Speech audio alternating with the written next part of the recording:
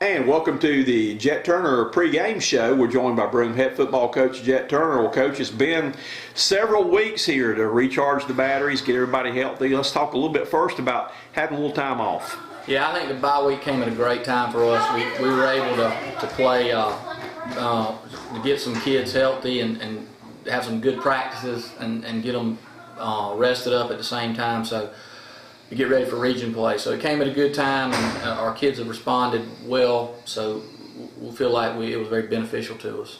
Talk a little bit about the preseason's over with now, non-conference and all. Again, a lot of people, look at these games, and all these games count on the schedule, but this has nothing to do with one of the ultimate goals of being region champions, though. But how do you think you came or stacked up with the non-conference part? Well, I think we learned a lot about ourselves. There's certainly a couple of games that we felt like we had a shot to win and weren't able to do so. But at the same time, all of our goals are still in front of us, what we want to accomplish, and I think it really allowed us to see where we were as a football team and where we've got to go. And I think our kids have responded really well to that, and so these next five are the ones that matter.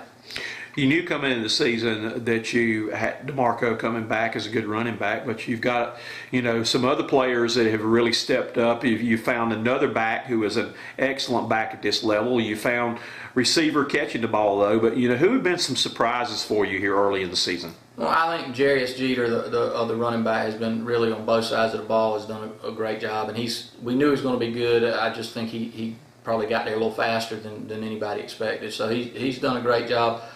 You go down the list. Drew Sanders, our center, has really done well for us. That was playing JV last year, did a great job. On the other side, you look at Andrew Green at inside linebacker. He's a sophomore. Kind of just came out of the blue and has done a great job for us. There's a lot of kids like that have really stepped up their game. We had lost a lot of kids from last year, and we needed some guys to step up, and we've had that. And I think, if we can continue to work on our ball security and not give up the big play, I think we got a chance to be a pretty good football team. On the defensive side, a young man whose name we've called a lot this year has been Stringer. I had the opportunity of coaching against his dad, was a hoops player that I went head-to-head against with for several years, though. But he's been a big play guy up there on the line and done a real good job. And talk about him and some of the other defensive players that have played well for you. Well, I think Zeke's done a great job. He has matured on the field and off the field, and he's a disruptive force, and the sky's the limit for him, and he's been a force for us, and real proud of how far he's come.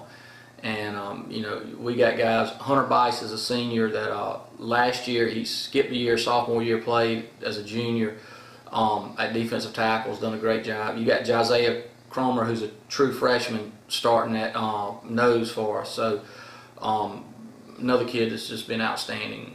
Adam Posadas, now in his second year starting in the secondary for us, has done a super job. So Zach Long at linebacker comes in and started on the offensive line for us last year. Still starts at tight end, but now plays both ways at linebacker. Has done a great job. Cross Math is coming in, playing outside linebacker. Lorenzo Jeter over there working at outside linebacker. The list goes on and on. The guys that really had limited playing experience now thrust into major roles, and all have done a super job responding.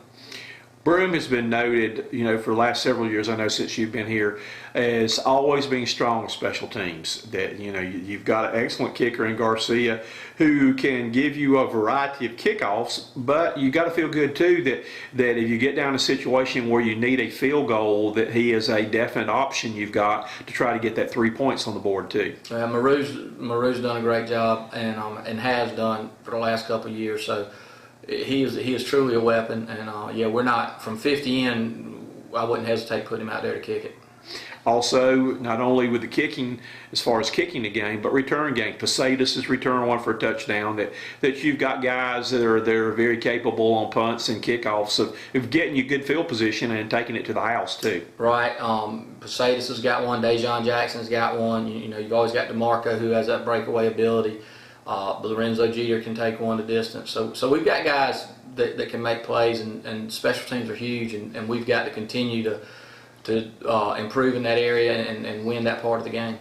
We started a new thing last week or last time we did a show on just finding out a little bit about you and all, having some fun like we've done with the ACC and SEC coaches and all. And I'm going to throw one of the questions out that I've done with them and the players there too.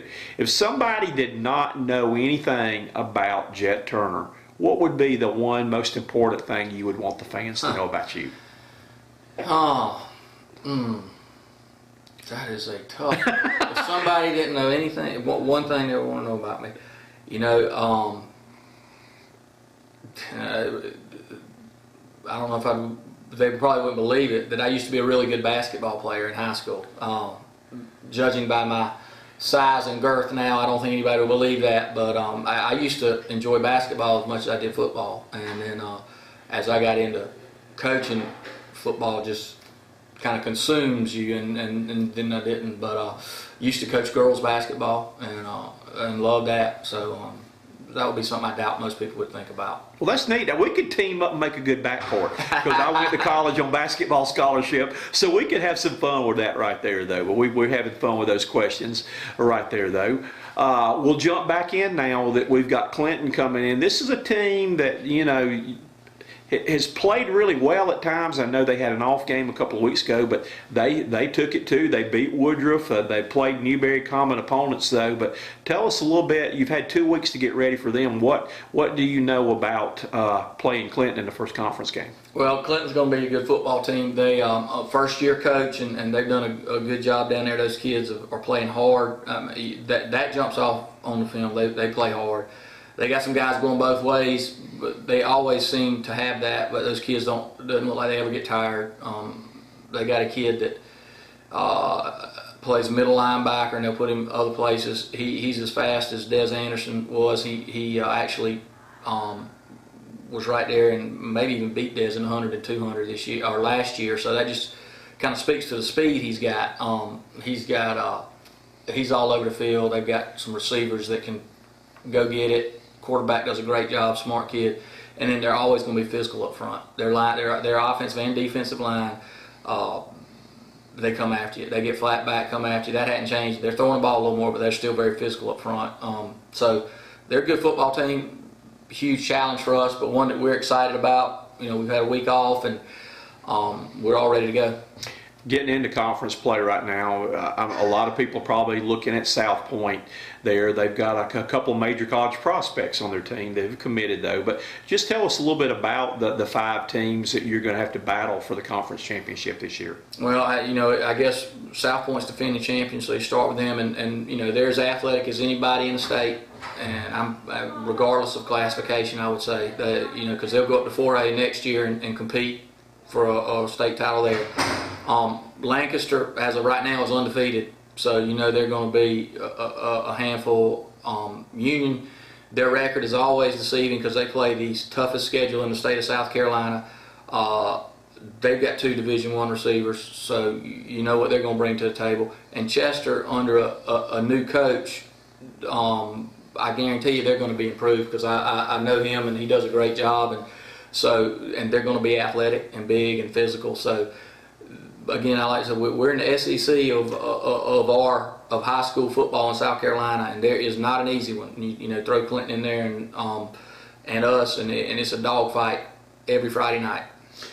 Having a week off, does this give you a chance? Can we expect, I know you can't tip off say what they are, but maybe a few new wrinkles going into conference play? Well, you always got a few new wrinkles. You try to, hopefully can put you over the edge. And so if we can execute and maybe hit 1 or 2 of those, it might give us an advantage that gets us over the edge.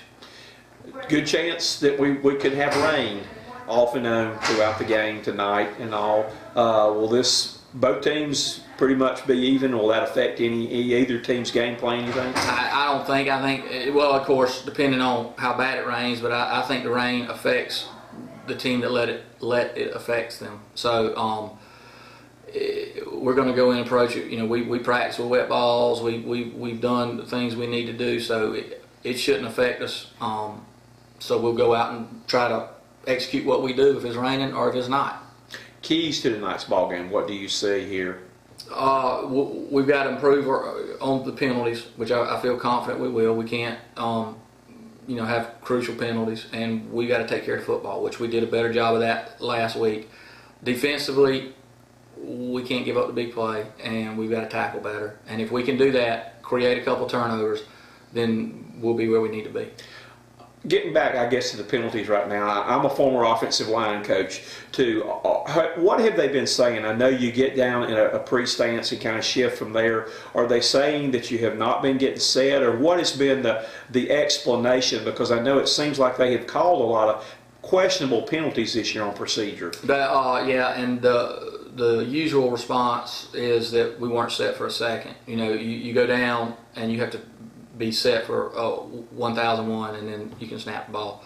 So we've addressed that, and hopefully that won't be an issue moving forward. Looking forward to getting back again for football in Royal Stadium this week. Good luck, and we look forward to talking to you after the game. Thank you very much. Thank you.